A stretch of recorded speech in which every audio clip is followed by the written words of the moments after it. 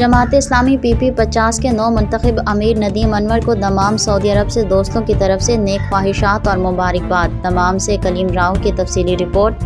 سعودی عرب کے شہر دمام میں عرصہ دراز سے مقیم معروف کاروباری شخصیت اور دی ٹیلنٹ انٹرنیشنل کے صدر غلام مصطفیٰ، انفارمیشن سیکرٹری عظمت اللہ اور ابو حمزہ کی جانب سے ندیم انور کو عہدہ سنبھالنے پر مبارکباد پیش کی گئی۔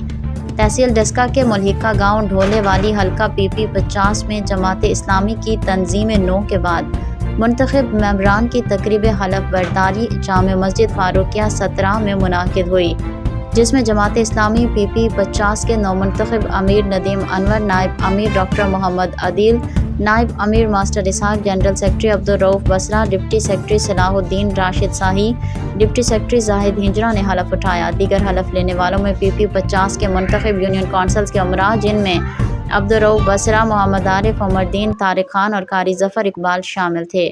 حلقے کی کاروباری اور سماجی شخصیات کی جانب سے بھی اس تقریب میں شرکت کی گئی۔ نو منتخب امیر ندیم انور اور دیگر عہدیداران نے فلاحی، سماجی، دینی اور تعلیمی خدمات کے حوالے سے جماعت اسلامی کی کاوشوں اور کردار کو سراہتے ہوئے مستقبل میں بھی خدمت خلق کو جاری رکھنے کا اعادہ کیا۔ تقریب کے اختتام پر اجتماعی دعا کی گئی۔